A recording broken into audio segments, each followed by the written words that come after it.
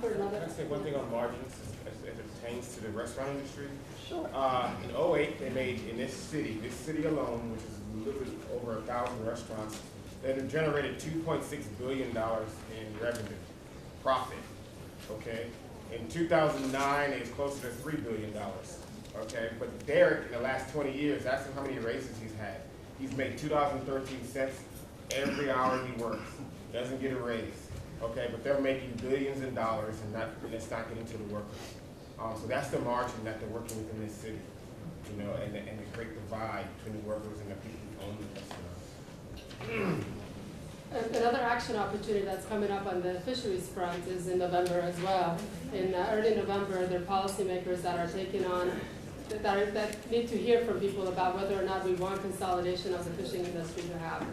And there is, they're making it really hard for the public to comment. They're not surprisingly to many folks. The meetings are becoming more and more inaccessible and farther away from people. So one of the tools that we've put up on our website is an opportunity for you to upload your own 30-second or a minute video or 2-minute testimony.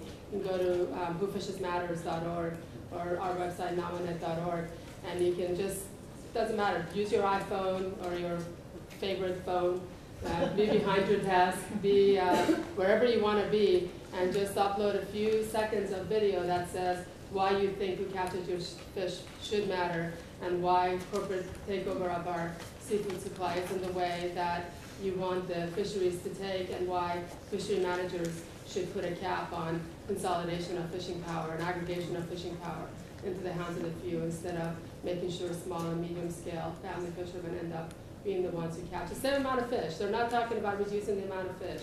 Just talking about who ends up catching it. So we can have the big boat, one big boat catching it, or 100 small boats catching it. And we have to look at all the different values that a bunch of small boats bring versus 1 or 2 big boats. So if you can take a few moments, I even have my little camera. If you want to talk to me before you go, I'm happy to take you. I'll put it up on our website myself, so you can cut out the middle people. Other comments, questions? One over here. Introduce Kathy. yourself. This is Mary Hendrickson. Didn't see you over there. Yeah. I think that this issue of margins and power is so crucial because it's so difficult to tease these issues apart. And just as the small farmer over here was talking about, you know, paying a good price for seeds and so on, that raises the price. Walmart has been very ingenious at pushing the prices down by extracting the costs out of workers, out of the environment, and out of packers. I mean, I do think it's not all of Walmart's fault, but packers have a little bit of a reason to say something there. And they're still going to keep their profit margins, so they extract it out of workers and so on. I guess my point is that means that this price issue it's very difficult to tease out because there are real costs in the middle of the chain. There are real costs for distribution, for lots of different things. So you have to pay those costs. The issue is probably that food is going to have to be a much higher priority in our society, and that's going to cost more.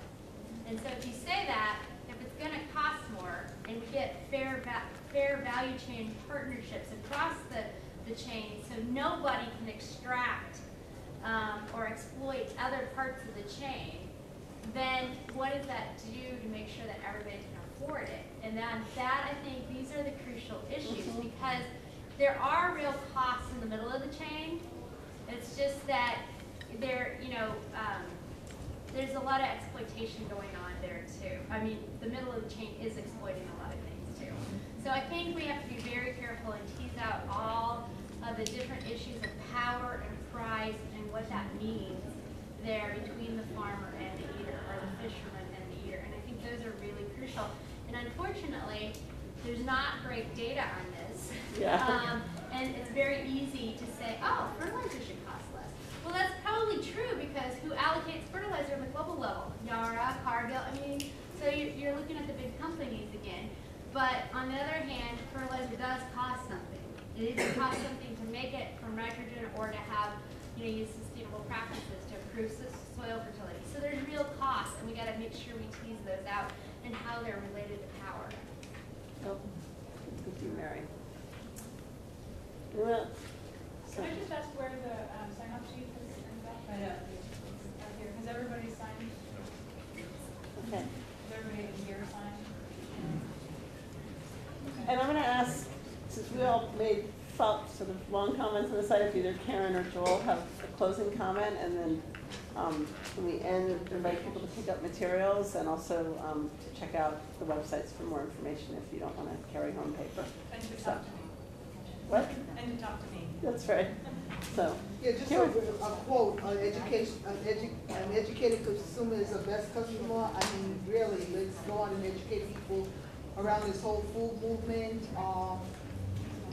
Let's see more people in this food movement that don't know what we're talking about. You know, let's be inclusive and let's go out and kick butt.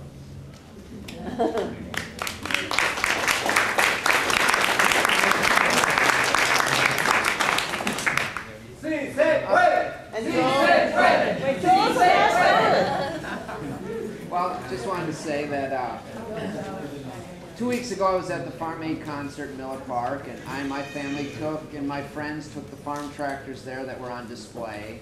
But it's events like that and like this one where I draw my energy and recharge the batteries and fill the gas tanks so that I can go home and do my farming and fight the fight from there. You know, when you're at home on the farm and doing the work, you tend to get rather bitter and frustrated and jaded and cynical. And so it's good to be here again with good, positive people to recharge the batteries and that. And just want people to know that all my farm friends, you know, are between a rock and a hard place. And that you're constantly stuck in, when you talk to somebody, you can't really tell people how you feel. When they ask, how are you today? You have to analyze whether that person really wants to hear how you feel. And most times they just want to, oh, fine, and you move on. But sometimes you just need somebody to vent to. And farmers are always stuck that if I tell the truth, I'm a whiner and a crybaby.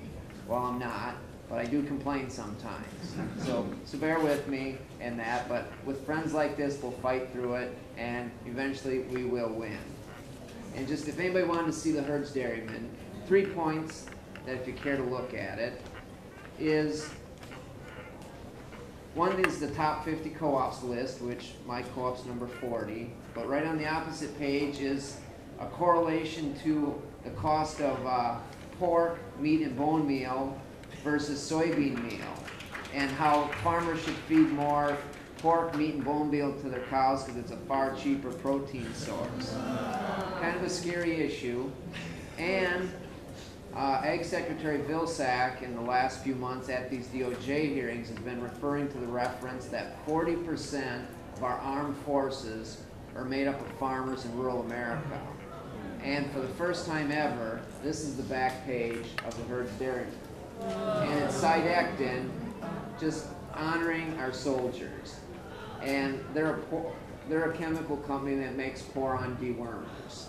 And I'm just kind of shocked by all of a sudden this correlation and avenue being pursued by the Herds Dairyman. So if anybody cares to take a look, I'll just have it up here. So I want to really thank everyone here in the room and our panel for this discussion and knowing that these are the issues that we're fighting on, and Phil's comments of how we need to keep working these issues together and thinking creatively how to get the messages out and how to hold those who we elect and those who are in power accountable for taking some action on these issues in the short run and not letting this keep running on. And I think the message Joel is saying, we're working with farmers across this country and around the world who are part of the work we're all doing, who are in really dire straits. And it's not something that can wait.